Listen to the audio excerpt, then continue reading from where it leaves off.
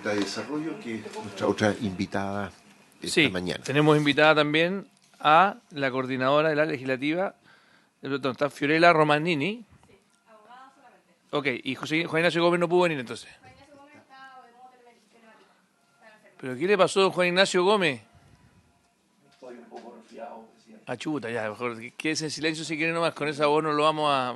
Yo creo que tiene una muy buena representante aquí, así que si quiere, ustedes verán quién de los dos hace la exposición. Comisionada, la escuchamos. Presidente, por su intermedio, agradezco la oportunidad que se nos da para presentar nuestra visión del proyecto. Como les indicó el secretario, le hicimos llegar la presentación y damos paso a la presentación. Entonces, un minuto, ya. Entonces, la idea es brevemente recordar el objetivo del proyecto, sus tres principales pilares que se detallan en el punto 2, 3 y 4 y nuestra visión general del proyecto. Bueno, el objetivo del proyecto, tal como... ahí está. El objetivo... Senador, ¿cómo está? El objetivo del proyecto es buscar perseguir la ruta del dinero, proveniente del lavado de activos, financiamiento del terrorismo y otros delitos vinculados al crimen organizado. Y para ello el sistema propone tres ejes principales, que es fortalecer el ecosistema de inteligencia económica, potenciar la prevención y detención temprana de operaciones económicas sospechosas y otorgar facultades intrusivas y sancionatorias a autoridades sectoriales. En cuanto al primer eje del proyecto, se crea el sistema de inteligencia económica, el subsistema de inteligencia económica, que será conformado por la Unidad de Análisis Financiero, el Servicio Puesto Interno y el Servicio Nacional de Aduana. Le da una serie de funciones, de labores de inteligencia y les posibilita el intercambio de información, aunque ésta esté sujeta a secreto, pero tendrán que tener el debido cuidado cuando intercambian esa información. Ojo que esto no levanta el secreto bancario en este intercambio de información. Es información sujeta a secreto reserva, pero no toca el secreto bancario. Eso se toca en otro artículo que le da alguna facultad adicional a la UAF. ¿Puede explicar ese matiz? Es un matiz. ¿Lo puede explicar para que lo entendamos bien sí. Los miembros aquí presentes, por favor? Todos los organismos públicos, en particular la CMF y muchos otros, tenemos un debido resguardo de la información y se nos aplican las funciones de secreto y confidencialidad a toda la información que manejamos. El artículo 28, si no me equivoco, de nuestra ley orgánica, el decreto ley 3538, establece que toda la información a la cual nosotros tengamos acceso, conocimiento, cualquiera sea, debe mantenerse en secreto. Y es un deber funcionario, y hay sanciones cuando se rompe ese secreto. El secreto bancario y la reserva bancaria es una figura especial de secreto que está descrita en el artículo 154 de la Ley General de Bancos. Y cada vez que se quisiera levantar ese secreto, tiene que hacer la ley expresa mención a ese artículo. Si no, no se entiende que cuando uno dice información sujeta a reserva o secreto, no se entiende que incluye el secreto bancario. Tiene que haber mención expresa. Y este proyecto así lo hace en la modificación que introduce al UAF cuando dice que en caso de la investigación de operaciones sospechosas podrá requerir información sujeta a secreto y reserva bancaria del artículo 154. Entonces, eso es bien claro en este caso el proyecto. No entiendo, pero lo que usted nos dice es que en esta parte no se permitiría entrar a esa información. No. En esta parte no. En este subsistema de inteligencia económica, donde participan estas tres unidades, es que están haciendo análisis de operaciones, no van porque además ellos pueden compartir información entre ellos y pueden solicitar información a otros organismos. En este caso, nosotros en la CMF tenemos esa información y que lo usamos para efectos de supervisión. No le podríamos dar esa información porque no levanta el secreto bancario ni la reserva en el caso de esta función. Y perdone que insista. Entonces, ¿qué cosas sí podrían hacer con este articulado y qué cosas quedarían excluidas? Para que seamos bien concretos en qué acciones sí podrían estar incluidas con pera y manzana y qué cosas no podrían estar incluidas en esta acción, que en este subsistema de inteligencia. ¿Qué tipo de información sí podría fluir y qué tipo de información no podría fluir? Desde la CMF, que es la información que yo más conozco, puede fluir cualquier información que no sea la de secreto y reserva. ¿Cuál es esta? Son en el primer inciso del 154 habla del secreto y son las operaciones, los saldos de cuenta corriente, los movimientos de cuenta corriente, todo lo que se habla de captaciones. Y reserva es todo lo todo lo que queda en cuanto a operaciones bancarias, crédito, comisiones de servicio, todo lo que los bancos hacen que no sea captaciones. Okay. Todo el resto de información que maneja la CMF, que no sea de esta, las puede compartir en este subsistema de inteligencia económica. Colegas, solo para explicarles lo que yo entendí y que me corrijan si yo entendí bien o mal. En el fondo sí van a poder compartir todo tipo de información que tenga que ver con toda la información que tienen ustedes, excepto la información que yo tengo de mis activos líquidos en el banco, que sean saldo de la cuenta corriente, movimiento de la cuenta corriente. Pero si yo tomo un crédito, si yo compro un auto, si, en fin, cosas que no están ahí, sí se van a poder circular en este subsistema de inteligencia. Sí. Ok. Y, muy bien, sigamos entonces. Era para... Eso para aclarar, la discusión de ustedes, si quieren que eso se levante o no, es una discusión que ustedes tienen que tener. Eso en cuanto al sistema de inteligencia. En cuanto nosotros no formamos parte de este sistema de inteligencia, pero sí nosotros, así como la Superdecasino o la Tesorería General de la República, podrían requerir información necesaria para sus labores de inteligencia. Por supuesto, ¿ya? Y aquí se dice, no excluye acceso a información sujeta a secreto bancario.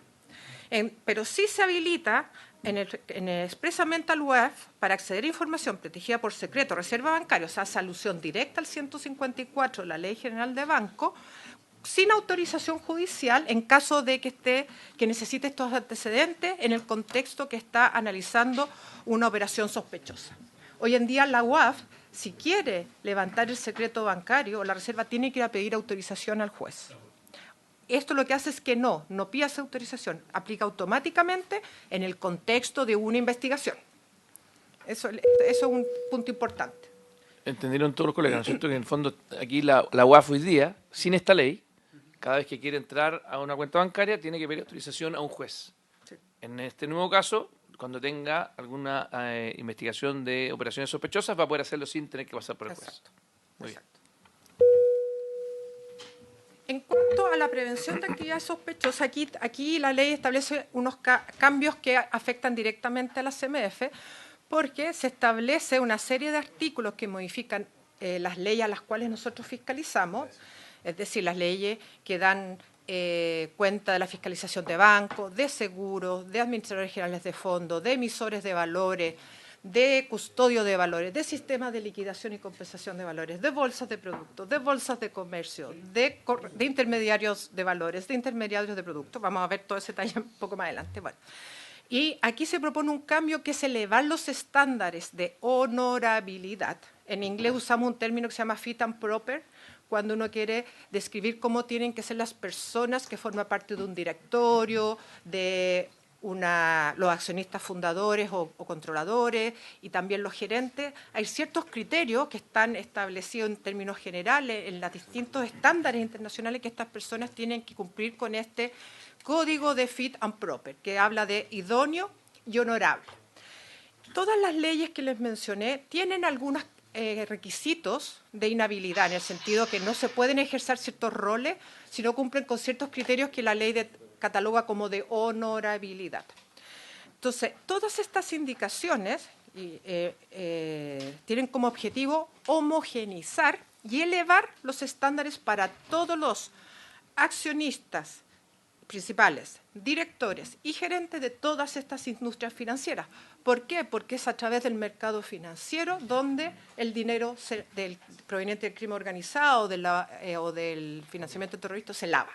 Entonces, todas esas indicaciones pretenden homogeneizar y básicamente el factor común es que establece que ninguna persona bajo acusación o que haya sido condenada por delitos contemplados en las leyes sujetas a la fiscalización de la CMF, las leyes de lavado de activos, financiamiento del terrorismo y otros delitos que impiden ser comisionados de la CMF, puedan ser director, gerente o administrador, ni adquirir y mantener por 2 más años participación societaria del 10% más en las entidades que fiscaliza la CMF. Esta inhabilidad ocurre también si estas personas, las mismas que mencioné anteriormente, han formado parte de conductas contrarias a las leyes, a las normas, a las sanas prácticas financieras en el extranjero.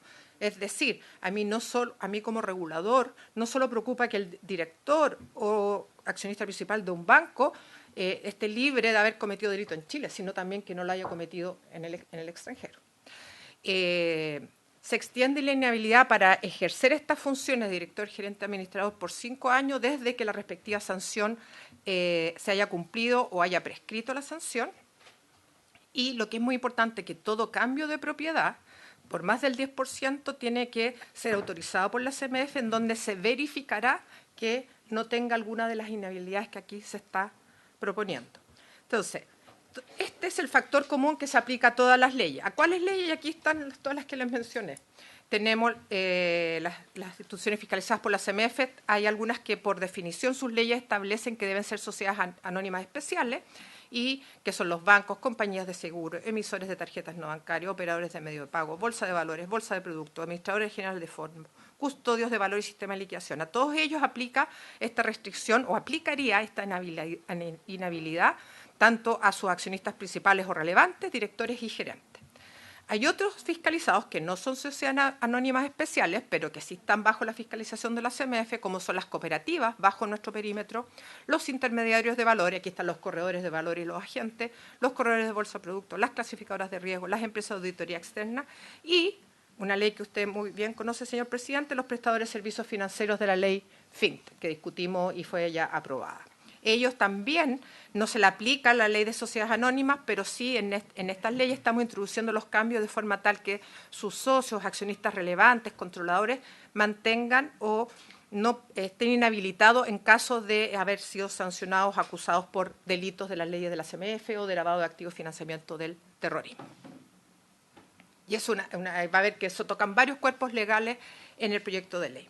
En cuanto a las facultades intrusivas sancionatorias, se fortalecen las facultades de supervisión e investigación de la CMF. ¿Qué se pide? Se pide que se amplíe la solicitud de auxilio de fuerza pública a todas las facultades de la CMF. Hoy día la petición de auxilio de fuerza pública está circunscrita a casos muy detallados que están en el numeral 4 y 8 del artículo 5 de nuestra ley orgánica. Esto se amplía en cualquier caso que necesitáramos ayuda de la fuerza pública para intervenir en una institución, podríamos solicitarla. Por ejemplo, hoy día, si quisiéramos intervenir en una institución financiera y los gerentes, los que están ahí, no quisieran salir y no nos quisieran dar la llave, por lo que uno va, interviene, pide las llaves, pide las claves, eso es lo que hace. No tendríamos cómo obligarlos, pues no podemos acudir a la fuerza pública, por ejemplo. Eso es una de las cosas que pedimos extender. También se amplía el delito de obstaculización de supervisión de la CMF, junto con aumentar la pena de declaración falsa a la CMF a pena de crimen. También se da acceso directo al secreto bancario a la unidad de investigación de la CMF. ¿Qué pasa hoy día? Antiguamente la CMF es la unión entre la SBIF y la SBS. La SBIF, en su facultad de supervisor de los bancos, podía, en su proceso de supervisor, cuando iba al banco, miraba los computadores, miraba las cuentas, miraba toda la información, incluso aquella sujeta a secreto y reserva, porque era parte del proceso supervisor. Ya, de hecho, en ese proceso, además, si ellos ven una operación sospechosa, la tienen que reportar al UAF. Eso es parte. Cuando se actualiza la ley orgánica de la CMF, se genera esta unidad de investigación, y al fiscal de la unidad de investigación, que es quien realiza los procesos de investigación, no se le dio esa misma facultad en el sentido de permitir, en el marco de sus procesos de investigación, mirar la información sujeta a secreto o reserva. Se le imponía o se le impone hoy en día el deber o tiene que pedir autorización de un juez para poder levantar esa información sujeta a secreto y reserva. Entonces, lo que hace esta indicación es igualar las condiciones tanto de nuestro equipo supervisor como del fiscal de la unidad de investigación en el marco de sus competencias y de lo que la ley les mandata, de poder mirar esa información sujeta a secreto y reserva. Y por último, se pide también que la CMF pueda supervisar e investigar procesos sancionatorios con un funcionario que pueda realizar las actividades propias de un cliente financiero, es decir, el agente incógnito, que tanto para actividades de supervisión como para actividades de investigación en el caso de un proceso sancionatorio.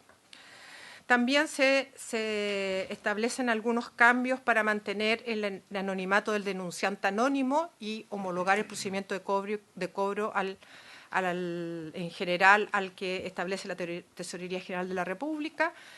Como ustedes saben, nosotros contamos con la figura del denunciante anónimo en nuestra ley orgánica. De hecho, ya tenemos denuncia, ya hemos iniciado el proceso de investigación, pero quedó una pequeña cosa técnica que cuando si es que el denunciante anónimo se logra usar esos datos para el proceso investigatorio y por lo tanto corresponde pagarle, porque la ley establece que uno le paga por esa ayuda, algún porcentaje de la multa que se cobra, en la resolución donde se paga hoy en día tendríamos que mandarle los datos de la persona a la tesorería y se pierde la calidad del denunciante anónimo. Entonces, separar el acto administrativo, que en el fondo diga, procede el pago, mándenos los recursos y nosotros le vamos a pagar a la persona. De hecho, en nuestra unidad solo 1 o 2 personas conocen la identidad de ese denunciante anónimo, porque esa es la idea, que se mantenga anónimo siempre. Sí.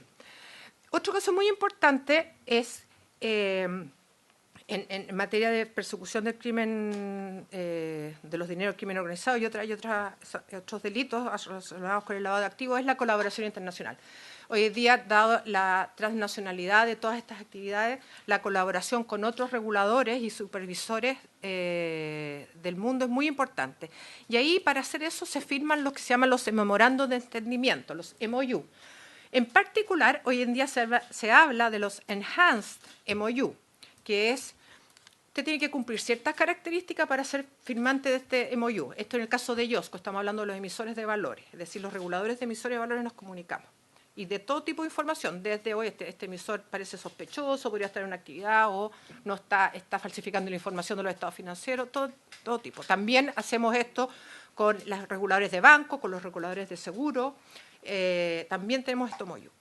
Pero para participar de los MOU cada vez han ido subiendo las varas de la exigencia en cuanto a la persecución de delitos y la capacidad de requerir información por parte de reguladores extranjeros, en este caso a Chile. Entonces, una de las cosas es que si un regulador extranjero está persiguiendo a una persona por un delito de sus leyes de valores y esa persona está en Chile o tiene algo que ver con Chile o se necesita información de Chile, nos pide información a nosotros. Obviamente, la información hoy día se sujeta a secreto y reserva, nosotros tenemos que ir donde el juez y pedir la autorización para entregarla. Entonces, estamos homologando con lo que está pidiendo el UAF, es decir, no autorización del juez, con lo que estamos pidiendo para nuestro fiscal de la unidad de investigación, que en caso de que un organismo extranjero pida información sujeta a secreto y reserva en el marco de un proceso sancionatorio, nosotros podamos entregar esa información sin autorización del juez. Y eso permitiría tener mejores mecanismos de colaboración y coordinación. ¿Y por qué? Porque los otros casos no tienen esa limitación. Ellos pueden entregarla en general, puede haber un país ahí, pueden entregar esa información sin solicitar autorización judicial. Estamos pidiendo también que podamos citar a declarar en el marco de un proceso sancionatorio a cualquier persona que tenga conocimiento de los hechos investigados. También es ampliar un poco el ámbito de acción. Y en las medidas intrusivas que tenemos disponibles, que cuando se requieran las comunicaciones, detallar, hoy en día es importante también detallar que se necesitan los registros de los servicios de Internet, no solo telefónicos. Entonces se pasa a detallar esa posibilidad. Algunas sugerencias de cambios adicionales, venimos aquí y sugerimos estos cambios, esto también en el marco de una mesa intersectorial que se formó para discutir los temas relevantes en cuanto a la prevención y combate de lavado de activos y financiamiento del terrorismo, que es incluir una facultad general para la CMF de investigar y sancionar actividades no autorizadas dentro del perímetro regulatorio. ¿Qué pasa? Algunas leyes, por ejemplo, la Ley General de Banco es muy específica en decir aquellos que actúen como banco sin serlo es un delito, va a los antecedentes del Ministerio Público. Y eso es lo que nosotros tenemos que hacer si vemos a alguien que está haciendo de banco, cuando no ha pedido el registro, no está con la regulación, mandamos los antecedentes del Ministerio Público, pero no le podemos poner ninguna sanción administrativa ni multa. Queda todo en manos del Ministerio Público. Y así con los bancos nos pasa con todas las entidades fiscalizadas, es decir, aquellas que hacen actúan como entidad fiscalizada sin cumplir con los requerimientos para hacerlo. Entonces pedimos una facultad general para poder investigar y sancionar administrativamente a esos actores, sin perjuicio de que si la ley establece que eso es un delito, además van los antecedentes al Ministerio Público. Y ahí hay una redacción que proponemos. Hay otros cambios adicionales que sugerimos de ajuste en la notificación de resolución sancionatoria, es decir, hoy día tenemos que notificarlo con carta. En cambio, a la UAF en este proyecto de ley se le permite notificar por mail y queríamos tener esa misma posibilidad. También creemos que es necesario incluir una referencia a la ley de cheque para cubrir todo lo del secreto bancario, para que sea concordante, es decir, en la misma ley de cheque habla de secreto bancario, por lo tanto, si se va a levantar el secreto bancario al UAF o a la unidad de investigación o para efectos de los MOU con los organismos internacionales, también eso quede plasmado en la ley de cheque para que no haya una contradicción con la Ley General de Bancos. También sugerimos ampliar el plazo de conservación de los documentos bancarios, que hoy día es de 6 años, y que conversen con la prescripción que tiene la investigación de lavado de activos. Es decir, los delitos base de lavado de activos tienen una prescripción mayor a 6 años. Entonces, si uno va a investigar un banco, va a tener documentos solo de 6 años, no va a tener hacia atrás. Entonces, que sea concordante con eso. Y sugerimos también ampliar la información en la declaración de intereses y patrimonio a depósito a plazo, seguros con ahorro y otros instrumentos financieros, porque hoy día la declaración de intereses y patrimonio que nosotros llenamos solo nos pide dar cuenta de nuestros valores. Valores no incluye depósito a plazo, no incluye los fondos tampoco, los fondos mutuos, los APB no los incluye, no incluye los seguros con ahorro, tampoco la plata que está en la cuenta corriente. Entonces, está incompleto, está ciego. Por último, en forma de conclusión, creemos que el proyecto de ley es un avance en el fortalecimiento de los mecanismos de intercambio de información. Creemos que es necesario actualizar los requerimientos de idoneidad o de honorabilidad de las personas que forman parte del sistema financiero para que no sea usado para lavar dinero o financiar actividades de crimen organizado o terrorismo. Es necesario perfeccionar los procesos sancionatorios para ayudar a la consecución de los objetivos del proyecto y, por supuesto, nosotros como CEMEF estamos disponibles para acompañar la discusión del proyecto en caso que esta comisión así lo considere. Muchas gracias. Muchísimas gracias, Bernardita Piedrabuena, comisionada de la Comisión del Mercado Financiero. No sé si alguno de los colegas tiene alguna consulta. Yo sí tengo una, que es la siguiente. Usted, entre las sugerencias que nos hace, nos propone, de alguna manera, sancionar normativamente a aquellos que hagan labores fuera del ámbito que están autorizados, ¿no es cierto? Entonces yo le pregunto, más allá que es un debate legítimo, ¿por qué ese debate lo mezclamos con esta ley? Siendo que esta ley tiene como objetivo, sobre todo, perseguir el crimen organizado, perseguir la ruta del dinero. O sea, me suena más que lo que ustedes quieren, que es completamente legítimo y está bien, no están las ideas matrices del proyecto que estamos tratando. Entonces, esa es la pregunta que le hago, porque si es que esto efectivamente tuviese algún vínculo con perseguir el crimen organizado, me parecería más plausible. Pero creo que dar una normativa para que efectivamente se le dé una sanción a alguien que tal vez está actuando sin los permisos que corresponden, me parece que no se asimila directamente al crimen organizado. Entonces le pregunto por aquella situación. Y la segunda pregunta es cómo conversan todo el tema de finanzas internacionales con esto. O sea, en el fondo, ¿cómo conversa esta ley con toda la plataforma que tenemos hoy día internacional de manejar los recursos, en el fondo, donde tal vez están lejos de la mirada que tal vez ustedes puedan tener, del crimen organizado que pueda tener los distintos organismos? En el fondo, ¿cómo ven ustedes desde el punto de vista técnico que esta ley conversa con aquellas mafias o organizaciones criminales que derechamente dicen, bueno, haga lo que quieran en Chile, yo manejo mis plata no sé dónde? ¿Cómo tratar de que esas cosas conversen? Por su intermedio, señor presidente, voy a comenzar contestando y me puede complementar José Antonio. Hay un caso, y el que tratamos de extrapolar con esta petición, porque se aplica, creemos, claramente también al sistema financiero, que es la discusión que se está llevando a cabo en relación a las plataformas online. Las plataformas de juego online no son parte de nuestro perímetro, no se asuste, voy para allá. No están hoy día reguladas, de hecho en realidad es ilegal hacer ese tipo de actividad, pero se realizan igual. Y ahí queda claro que se pueden prestar para transferencias de dinero y dinero de origen ilegal, y que en algún minuto va a entrar al sistema financiero y podrá lavarse. Lo mismo ocurre con entidades financieras que podrían estar actuando fuera del perímetro regulatorio de la CMF y que no hay ninguna sanción si lo hacen. Claro, el caso de los bancos es difícil, pero pensemos con toda la ley FinTech todo lo que va a venir. Todas las plataformas de financiamiento colectivo, por ejemplo, o los instrumentos que se trancen en sistema alternativo de transacción. Si hay una plataforma de financiamiento colectivo que está ejerciendo como tal y no está registrada en la CMF y no hay una sanción que le podamos aplicar en esa plataforma de financiamiento colectivo, que es básicamente un banco, la diferencia es que las puntas, ella se supone que no maneja dinero, lo que hace que el banco es que recibe el dinero y lo coloca. Aquí lo que hace la plataforma une al inversionista con el dueño del proyecto que quiere ahorrar.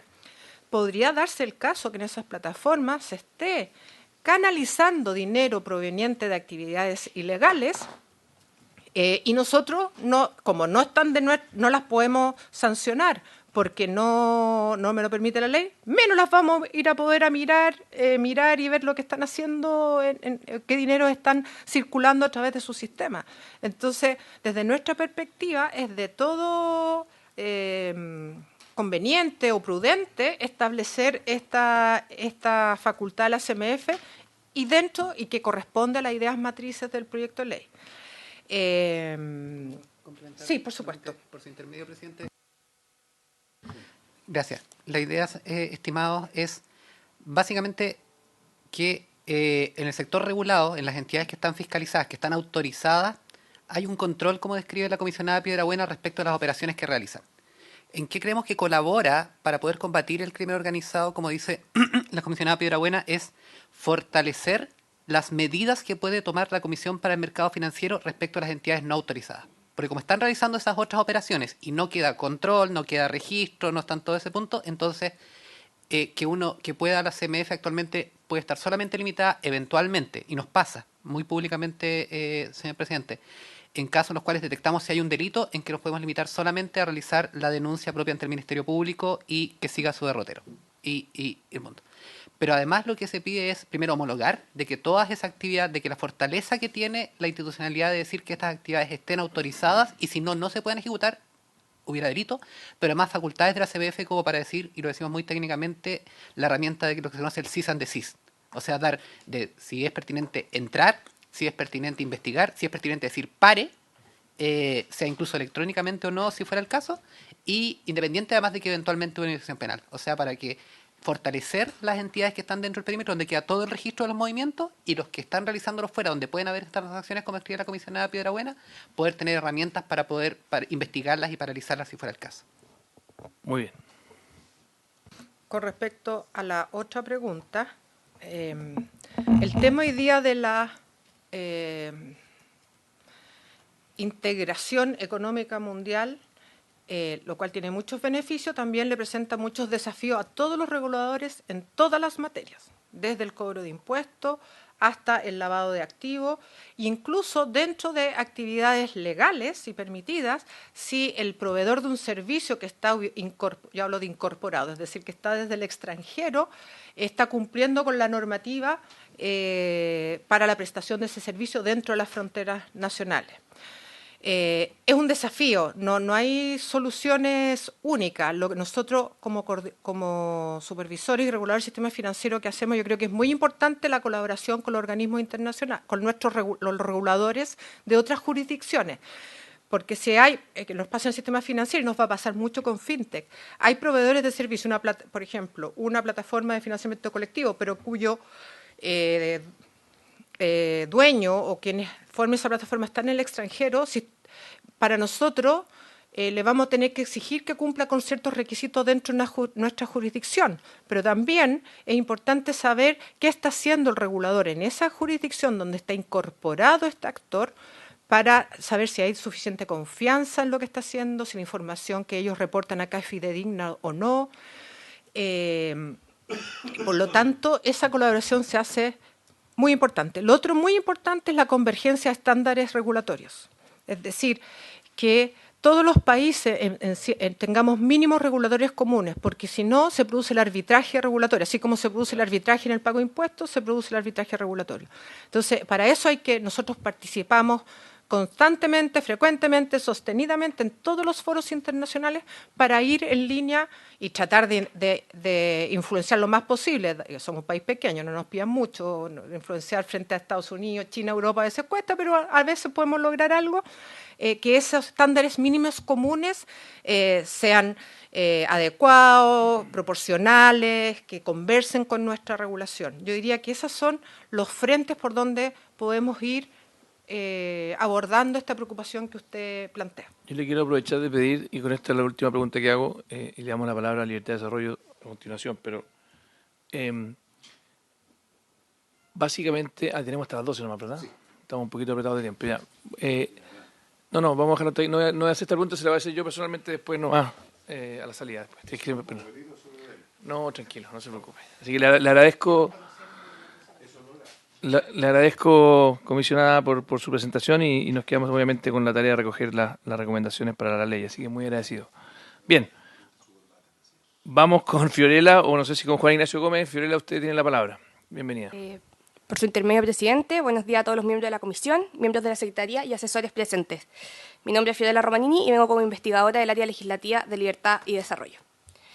Bueno, la presentación está... Sí. Ya, genial. Bueno, primero, como a modo de contexto, me gustaría mencionar que la creciente presencia de organizaciones criminales y grupos terroristas tiene que hacernos repensar el modo de la persecución delictual. Y tenemos que tener presente que estas bandas, para su actuar delictual, siempre van a requerir de dinero. Y en esto el proyecto es claro cuando habla de esta ruta del dinero. Por eso se rescata como algo positivo que existen iniciativas que busquen aplicar inteligencia en este tipo de persecución, para colaborar tanto con el Ministerio Público como con el Sistema de Inteligencia del Estado en su desarticulación. Siguiente. El proyecto que tenemos en estudio hoy es complejo. Cuenta con 25 artículos permanentes, 3 artículos transitorios y modifica un total de 22 cuerpos legales. Y es valorable que tiene un enfoque coordinador, especialmente porque va a abordar aspectos de información y de cooperación interinstitucional, como fueron mencionados anteriormente. Y en particular, valoramos de forma especial la creación de las unidades de inteligencia, tanto en el Servicio de Impuestos Internos como en el Servicio Nacional de Aduanas, así como también la ampliación del objeto de la unidad de análisis financiero al crimen organizado, y en general los aumentos que hay a las sanciones que son aplicables en estas materias. Siguiente. Como observaciones generales, creo que hay que advertir ciertas cosas. Existe una ambigüedad en el artículo 1. El artículo 1 habla de los delitos aduaneros, delitos tributarios, de los delitos económicos. Pero ¿cuáles van a ser, por ejemplo, estos delitos económicos? ¿Solamente los de la ley de delito económico? Esa ley también contiene delitos medioambientales. ¿Esos delitos también van a estar dentro de esta ley? Quizás sería más, dentro del alcance de este subsistema, quizás sería más preciso referirnos a los cuerpos legales que van a regular los delitos que se buscan tener dentro del subsistema o que van a ser su enfoque principal. Lo mismo cuando se habla de delitos vinculados al crimen organizado. En general, cualquier delito podría ser perpetuado por medio de crimen organizado, de criminalidad organizada, porque también se podría ser más específico en esa materia. Es necesario que la ley se circunscriba de forma más precisa hacia a dónde quiere apuntar. Luego, siguiente por favor, quería decir que el artículo 1 de la ley hace referencia a la Agencia Nacional de Inteligencia Civil. Eso no existe en nuestra legislación. Nosotros tenemos una Agencia Nacional de Inteligencia, la Agencia Nacional de Inteligencia Civil solo viene, y ese apellido civil, viene de las indicaciones que fueron ingresadas en enero de este año al proyecto de ley que moderniza y fortalece el sistema de inteligencia del Estado, para que lo tengan presente. Y también que hay problemas de redacción en el inciso final del artículo 1. Hay unas palabras repetidas y algo que no está bien escrito. Luego me gustaría hacer un análisis más particular y en particular iniciar con la autorización de documentos tributarios del 8 ter del Código Tributario. Este artículo tiene que ver con los derechos que tienen los contribuyentes a obtener los documentos que sean necesarios para su giro o actividad, para la aprobación de los mismos. Sin embargo, se establece que la Dirección Regional puede diferir, revocar o restringir de manera preventiva y sin necesidad de resolución, o sea, en la práctica sin fundamentar nada, la emisión de documentos tributarios que pudiesen servir para la comisión de uno o más delitos. En este caso, la resolución se va a emitir dentro de los 60 días siguientes. Entendiendo que existe un ánimo de prevenir el delito, no resulta razonable que la Dirección Regional pueda revocar de manera preventiva sin ninguna justificación. Los derechos del contribuyente en el artículo 8 bis son claros. Tienen derecho a que todas las actuaciones del servicio sean fundadas, indiquen con precisión los motivos, la fundamentación tanto de hecho y de derecho, para llegar a una conclusión, sea que la norma lo disponga así o no. O sea, ¿cómo se va a conjugar esto con esta norma que se está diciendo que se puede dictar este tipo de resolución, o sea, se puede hacer este tipo de actos sin ninguna resolución? Por otro lado, la misma norma hace referencia a indicios para la comisión del delito, pero estos tampoco están delimitados. ¿Qué va a decir si son de entidad suficiente? La norma abre un espacio de discrecionalidad que es peligroso y que sería más prudente que cuando se estén cometiendo o se sospeche que se están cometiendo delitos por medio del sistema tributario, se inicie la investigación y con fundamentación, producto de esta, se pueda restringir, diferir o revocar la emisión de documentos. Luego me gustaría referirme al secreto bancario. El secreto bancario nos consta que se encuentra dentro de la garantía de la protección de la vida privada y la intimidad. Lo podemos construir a partir de una doble dimensión, un derecho y una prohibición. Se le otorga el derecho al usuario de que sus actuaciones bancarias se mantengan en reserva y se obliga a la entidad a mantener ese secreto y no informarlo a terceros. Por tanto, el secreto bancario debe ser tratado con un estándar de derecho fundamental y en cuanto tal, sus restricciones deben cumplir con requisitos de proporcionalidad y necesidad en torno a los medios y fines. Esto no significa que el secreto bancario sea inviolable, sino que esa perturbación debe ser bajo un marco legal, con autorización judicial y fundamentada. Por otro lado, cuando hablamos, por ejemplo, de pinchar un teléfono, nadie discute que para eso se necesita una autorización judicial. Pero aquí parece que el estándar es distinto, pese a que la vulneración de la garantía que se está tratando es la misma, es el derecho a la privacidad y a la intimidad de la persona. Siguiente, por favor. En relación a esto, me gustaría abarcar primero el secreto bancario en el Código Tributario, respecto a la obligación que se incorporó mediante el 85 bis de informar sobre los saldos o sumas superiores a 1.500 UF. Esto se amplió, dando el deber de reportar los saldos y sumas de abonos de los últimos 5 años de los productos y sumas a reportar, y la información esta información se va a extender tanto a los titulares, controladores y beneficiarios finales. En relación a esto, quiero decir que teniendo en consideración esta ampliación que se hace, y que además va a poder ser hecha en un proceso de recopilación de antecedentes, que sabemos que es discrecional del director, que se encuentra dentro de una circular, que la circular la puede cambiar el mismo director, se va a habilitar entonces para obtener antecedentes de hasta 5 años atrás. Pero esto ya se alertó cuando se incorporó el mismo 85 bis, que había un levantamiento del secreto bancario, que no respetaba el debido proceso y que no protegía la vida privada. Por lo que creo que hay que tener extremo cuidado con este tipo de ampliaciones, y es todo lo que pueda significar que se revele información de 5 años hacia atrás, tanto de controladores, titulares y beneficiarios finales. Luego, me gustaría hacerme cargo del secreto bancario en la ley de la UAF. Esta modificación se introduce en relación a las atribuciones que va a poder solicitar a las personas que se encuentran obligadas a informar en ocasión de revisión de una operación sospechosa o que haya sido detectada por esta. Las personas van a estar obligadas a otorgar la información solicitada, y esto se encontraba así en la norma, pero ahora vamos a extender el secreto de reserva al bancario. Y, bueno, procede a eliminar toda la norma que refería a la necesidad de autorización judicial por parte de un ministro de Corte de Apelaciones, por lo que se levanta el secreto bancario sin necesidad de autorización judicial.